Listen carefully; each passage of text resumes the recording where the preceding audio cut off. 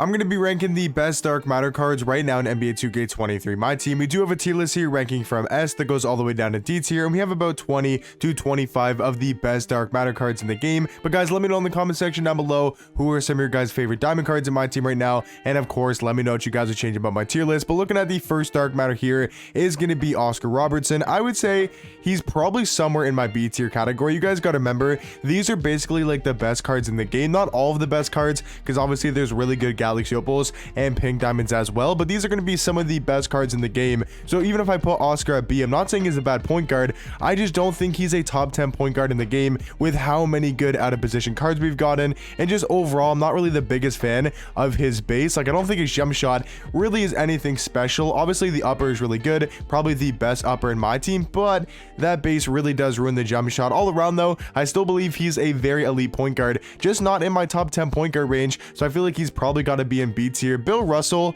I think, is probably one of the more underrated cards in the game. If you guys don't know, S tier is going to be my top 5 dark matters. I definitely don't think he's a top 5 dark matter in the game, but Bill Russell, man, for a defensive small forward and just for an overall card at the small forward position, I think he might be the new best small forward in the game. He's 6'10" with a 7'4" wingspan. I mean, he's probably the new best defender as well, having a 98 block, 95 steal, 97 lateral quickness, 96 perimeter, and a 99 interior defense with literally every defensive off in my team. And that's not even the craziest part. Look at these tendencies: 95 on-ball steal tendency, 99 contest shot, 99 block shot. He's got maxed out driving dunk, standing dunk. I mean, this card, like, stats wise, animations wise, tendencies wise, is unbelievable. Like, just look at his stats: 98 driving dunk, 95 standing dunk. He's got a 98 vertical, 98 strength. He's also super fast, 95 speed, 95 acceleration, and his jump shot is actually pretty solid. He's got the Jokic base with the Eric Pascal, and then he's got the Kobe Bryant upper, so a very decent jump shot. And then they also gave him like the Donovan Mitchell size up, Kobe escape, Dame behind the back, MJ dribble style. He's got the normal leaner, so I think this probably is the new best small forward in the game. I think for now, probably going to be in my A tier category. Our first S tier dark matter, 1000% is going to be the dark matter cream lock-in. He is such an elite power forward. I think he probably is the new best power forward in the game, and I definitely think he's a top 5 dark matter card. Chris Bosh, I feel like for me is probably going to go either probably high B tier or low A tier. I'm gonna go high B tier for now. Once again, I think he's a really good power forward, has a great jump shot, and a very usable power forward in the game. I just think we gotta kind of spread out the tier list. We can't just have everybody in A tier. So LeBron, I feel like, is gonna be in A tier though, but I need to separate these cards, you know. So I'm not saying Chris Bosh is that much worse than a LeBron or a Bill Russell. I'm not saying Oscar is that much worse than a card in A tier. I just kind of gotta spread out the tier list, you know, just so we're not having every single dark matter in A. But I do think LeBron is gonna be in that A tier category. Grant Hill, I feel like, is super underrated at the 2. Do I want to put him in the A tier spot? I'm kind of debating between either high B tier or low A. I think I'm probably going to go high B tier, to be honest with you. I think he's a really good shooting guard. He just lacks a little bit of an offensive card. Like, he's really good defensively. Offensively though, I'm not really the biggest fan of his jump shot, and he has no sigs as well. If he had better dribble sigs, if he had the normal leaner, like, he's just really missing animations on this card. If he had better dribble sigs, a better jump shot, and the normal leaner, I think he would 1000% be in the A tier category. But I think for the lack of animations, I think you got to go Grant Hill high B tier. Honestly, Dwayne Wade, is he C tier? I feel like Dwayne Wade is a really good point guard, but I don't think he's on the same level as Oscar Robertson. I think he's a little bit worse. Wade is still one of my favorite point guards in the game just because of his rim running ability, but I feel like he's probably got to be in C. Once again, not saying Dwayne Wade's a bad card, just there's so many better dark matters in the game. Dark matter D-Rob, I'm not sure if he's a top 5 dark matter in the game. I would assume he probably is.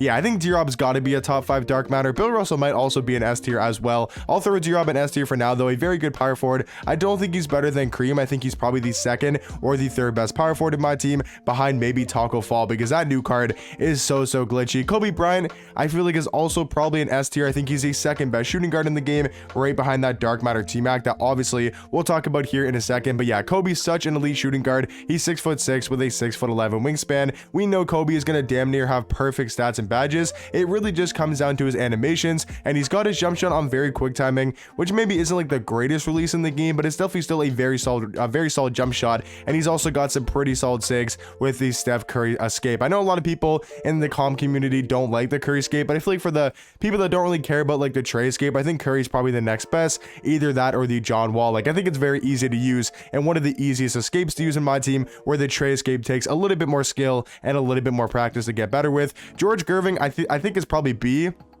I really don't think this George Gervin card is honestly anything crazy. I think at the shooting guard position, he's not even close to a T-Mac or a Kobe. I think he's probably in B tier for me. Jimmy Butler, I think you got to go A tier alongside his other out of position dark matter, the Bill Russell. I think Jimmy and Bill are probably both A tier cards. Is Jimmy the new best point guard in the game? I have heard some really amazing things about this card, with his jump shot being kind of uncontestable, and just all around we know Jimmy's going to play amazing defense with these really good tendencies. Obviously amazing defensive stats, 94 interior defense, 98 perimeter, 98 steal, and a 92 block.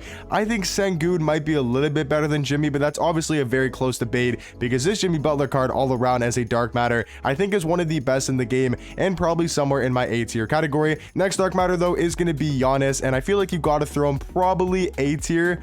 I think just because he can play small forward now, and he's one of the glitchier small forwards, if you run a lineup like Giannis at the 3, Taco at the 4, and Yao Ming at the 5, or even like Cream at the 4, that's where things can get really glitchy. So having a guy like Giannis is just going to provide so many mismatches, and I think now you probably don't want to run him at power forward. He's going to be switching over to the small forward position, at least as his primary, where I feel like he's probably a better small forward now than he is a power forward. At least that's a spot you guys probably should be running him, just because there's so many taller power forwards in the game, like Kareem, you know, Taco, and then obviously like the D-Robs and the Kristapses as well. But I think Giannis probably somewhere in my A tier category. Tyler Herro, realistically, I feel like is in C. I know some people do really like Tyler Herro and think he's a really good offensive point guard, and he definitely is good on the offensive end, but I think he just lacks a little bit of height and a little bit of defense. Also only has a 6'3" wingspan, and I've heard not really great things about his jump shot, and he also does have like the KD escape, doesn't have the Dame behind the back. So I feel like for me personally, Tyler Herro probably somewhere in C tier. Our first D tier dark matter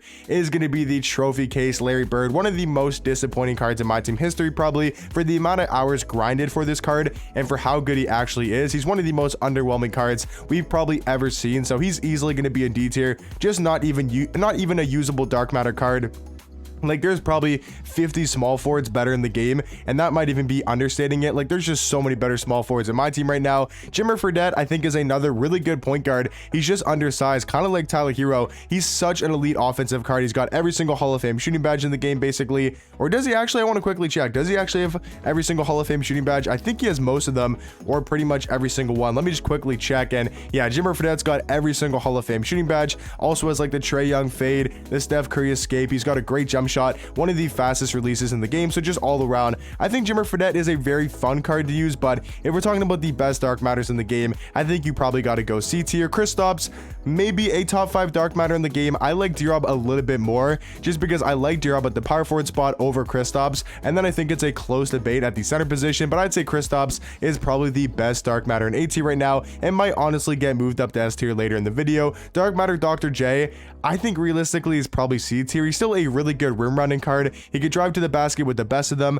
but his jump shot's only on normal timing and doesn't really have the greatest of dribble sigs. And now we're in a March where like every card in the game is getting very quick releases and amazing sigs as well. So for me, Dr. J, I feel like it's got to be in that C tier category. Greg Oden, I feel like is very underrated at the power forward spot. I would probably put him at the B tier category or center as well. Like, he's super underrated as a card. I would say probably B tier is a fair spot for not George Gervin, for Greg Oden, kind of on the same level as a Chris Bosh type of card. Moses Malone, I feel like is an A tier, one of the more underrated cards. Once again, just like Greg Oden, no one really talks about Moses because he is a collector level card and not too many people have him in the game, but he is a very underrated power forward. Amazing all around stats, has a solid jump shot. I just wish he had better sig. So actually, I think I'm going to move Moses Malone down into the B tier category. I think he's on the same level as a Chris Bosh and a Greg Oden as well. LaMelo Ball, easily going to be at least in the A tier category. Still a way better point guard, at least in my opinion, over Oscar, over a Jimmer Fredette, over a Tyler Herro and a Dwayne Wade. I feel like he's probably the second, third,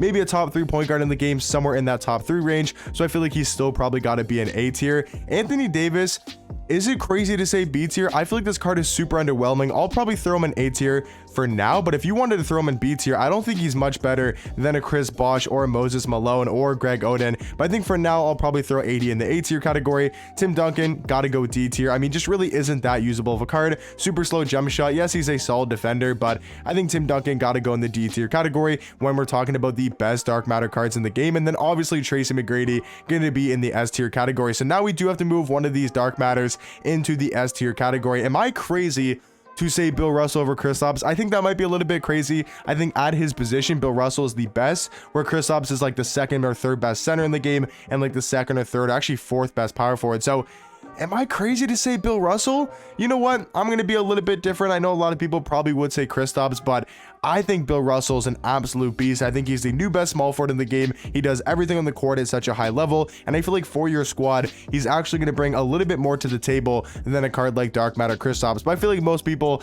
would probably move Kristaps as that last Dark Matter into the S tier category. But guys, let me know in the comment section down below, what do you guys think about my Dark Matter card tier list, and I'll catch you guys in the next one. Peace.